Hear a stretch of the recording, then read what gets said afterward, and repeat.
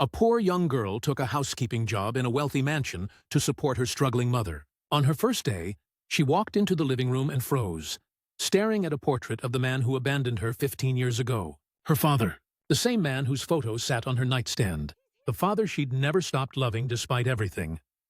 Emma Carter stood nervously outside the Harrison estate gates on Monday morning, her worn backpack containing cleaning supplies, and the hope that this housekeeping position would finally give her family the financial stability they desperately needed. At 22 years old, she'd worked multiple jobs since age 16, helping her mother Sarah pay bills after her father disappeared without explanation when Emma was 7, leaving them with nothing but questions and a single photograph Emma kept beside her bed. The Harrison family was known throughout the city as wealthy philanthropists, their mansion requiring full-time staff, and Emma had been hired after a brief interview where Mrs. Harrison seemed particularly moved by Emma's story of supporting her sick mother through various cleaning jobs. The estate was breathtaking, more luxurious than anything Emma had experienced, with manicured gardens and architecture suggesting generational wealth. The head housekeeper, Mrs. Chen, gave Emma a tour of her duties and the mansion's main floors, explaining the Harrison family's routines and expectations. Mr. Harrison traveled frequently for business. Mrs. Harrison managed charitable foundations, and their teenage daughter attended boarding school, returning only for holidays. Emma listened carefully, determined to prove herself worthy of this opportunity that paid significantly more than her previous jobs, enough to afford her mother's medications and maybe save for community college classes she'd deferred repeatedly due to financial constraints. Mrs. Chen led Emma into the formal living room, a space filled with expensive furniture and artwork, floor-to-ceiling windows overlooking gardens, and family photographs displayed on every surface. Emma began dusting as instructed, carefully handling frames containing images of the Harrison family at various life stages, wedding photos, vacation memories, the casual documentation of a privileged life. Then she turned toward the mantel, where a large oil portrait hung prominently, and her entire world stopped. The man in the portrait was unmistakable despite 15 years of aging. The same eyes that had smiled at her during childhood bedtime stories, the same gentle expression she remembered from the father, who disappeared from her life without goodbye or explanation. Emma's hands began shaking, the dust cloth falling from her grip as she stared at the portrait of James Harrison, wealthy businessman and philanthropist, the man whose face she'd memorized from a single worn photograph. The father she'd never stopped hoping would return. Her mind couldn't process how her vanished father was now the husband of her new employer, living in this mansion while she and her mother had struggled in poverty for 15 years, believing he was dead or had abandoned them completely. The betrayal felt physical, her chest tightening as questions overwhelmed her ability to breathe properly. Mrs. Harrison entered the room at that moment, noticing Emma frozen before the portrait, her distress visible. She approached with concern, gently touching Emma's shoulder. "Are you all right, dear? You look like you've seen a ghost." Emma turned to face her employer, tears streaming down her cheeks, her voice breaking as she pointed at the portrait. "Ma'am, why is my father in your portrait?" "That's James Carter. He's my father. He disappeared when I was 7 years old. Why is he here? Why are you calling him Harrison?" The color drained from Mrs. Harrison's face as she stared at Emma with growing horror and recognition. She guided Emma to sit on the sofa, her own hands trembling as she processed this revelation. "James Carter? Your father's name was James Carter." Emma nodded, pulling out her phone to show the photograph she'd scanned and kept digitally. The same man, 15 years younger, but unmistakably identical to the portrait's subject. Mrs. Harrison covered her mouth, tears forming in her eyes as the implications became clear. "I need to tell you something that's going to be incredibly painful for both of us." Mrs. Harrison explained that 15 years ago, she'd met James at a business conference where he'd introduced himself as James Harrison, a recently divorced businessman starting over after a difficult marriage. They'd fallen in love quickly, married within a year, built the life visible in the mansion's photographs. She'd never had reason to question his identity or past because he'd provided documentation, shared stories about his previous life that seemed genuine, been a devoted husband who'd helped her through her own grief after losing her first husband. She'd never suspected she'd married a man who'd simply walked away from another family, abandoned a wife and daughter to recreate himself with a new identity. Emma listened through sobs, learning that the father who'd disappeared hadn't died or been kidnapped as child. Emma had sometimes imagined, but had deliberately chosen a different life, traded his struggling family for wealth and comfort with a woman who had resources he didn't. The man she'd idealized through childhood, whose memory she'd defended when neighbors suggested he'd simply abandoned them, had done exactly that, selected a better option, and discarded the family that had loved him. The betrayal was devastating, shattering the carefully constructed hope Emma had maintained that her father's disappearance had been beyond his control.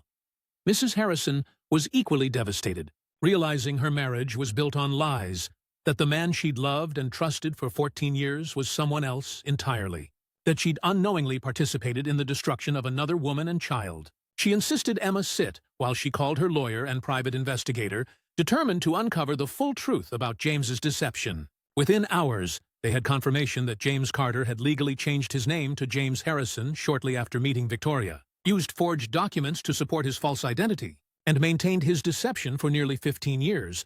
While his original family struggled in poverty, he could have easily alleviated.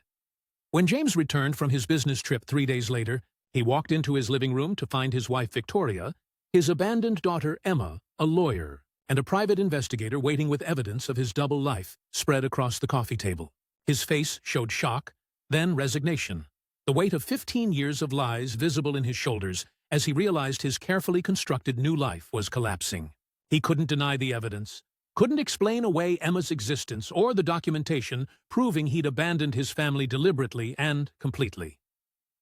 Emma finally confronted her father, face to face, years of questions pouring out through tears and anger. Why did you leave us? Did we mean so little that you could just walk away and never look back? We struggled for everything while you lived in this mansion. Mom worked herself sick trying to provide for me. I worked since 16 years old because we had nothing, and you were here the entire time, living in luxury, knowing we existed, but choosing not to care. James had no adequate explanation, only admissions that he'd been drowning in debt, overwhelmed by responsibility, met Victoria, who represented escape from his failures, and made the selfish choice to start over, rather than fix what he'd broken. Victoria was equally devastated, feeling betrayed and complicit in harm done to innocent people. She made immediate decisions that James couldn't contest given his legal vulnerability. First, she filed for divorce, unwilling to remain married to someone capable of such profound deception and cruelty. Second, she insisted James establish a trust fund for Emma covering her education, living expenses, and compensation for 15 years of abandonment, using their community property assets to ensure Emma received what her father should have provided all along. Third, she reached out directly to Sarah, Emma's mother, offering sincere apology for unknowingly participating in their suffering and establishing monthly support until Sarah's health improved and she could work again. But Victoria went beyond financial restitution. She'd grown close to Emma during the 3 days before James's return, recognizing in this young woman extraordinary strength, resilience, and character forged through hardship Victoria's own privileged daughter had never experienced. She offered Emma not just housekeeping work, but genuine mentorship, helping her apply to universities with full scholarship support, connecting her with business contacts who could provide career opportunities, treating her with the maternal care Emma deserved but had been denied by circumstance. Their relationship evolved from employer-employee to something resembling family, both women bonded by betrayal, but choosing healing over bitterness. Emma struggled with forgiveness, the wound of abandonment too deep for simple resolution. She had limited contact with James, accepting his financial support not as absolution, but as minimum obligation he'd failed to provide when it mattered most. She focused instead on building relationship with Victoria and supporting her mother, whose health gradually improved with proper medical care, now accessible through Victoria's assistance. Emma enrolled in university, studying business administration, her goals focused on helping other families in situations like hers, using her experience to create change rather than remaining trapped by resentment. Years later, Emma graduated with honors, launched a nonprofit providing support services for single mothers and their children. Her work funded partially by Victoria's foundation and recognition that poverty creates cycles only deliberate intervention can break. She'd found her purpose through her pain, transforming abandonment into advocacy, using her story to help others rather than hiding it in shame. Victoria became her biggest supporter, their relationship demonstrating that family isn't always defined by blood, but by choice, commitment, and genuine care that transcends circumstances, bringing people together. James lived with consequences of his choices, his relationship with Emma forever damaged, but occasionally marked by tentative communication as Emma slowly processed her trauma and considered what forgiveness might look like, not for his benefit, but for her own peace. He could never undo abandonment or reclaim lost years, But he could finally take responsibility, support Emma's work financially, and live with the reality that running from problems creates wounds that never fully heal. That the life you build on lies eventually crumbles, and that the people you hurt don't forget even if they eventually choose to forgive. Emma sometimes looked at the portrait that had revealed her father's deception, the moment that shattered her carefully maintained hope but ultimately freed her from fantasy, allowing her to build a life based on truth rather than longing for someone who'd never deserved her devotion. She'd learned that discovering painful truth is still better than living with comfortable lies, that the family we choose can matter more than the family we're born into, and that sometimes the worst betrayals lead us toward the people and purposes that give our lives true meaning, teaching us that we are stronger than our circumstances, more resilient than our wounds, and capable of creating the love and stability we were denied if we are brave enough to choose healing over hatred.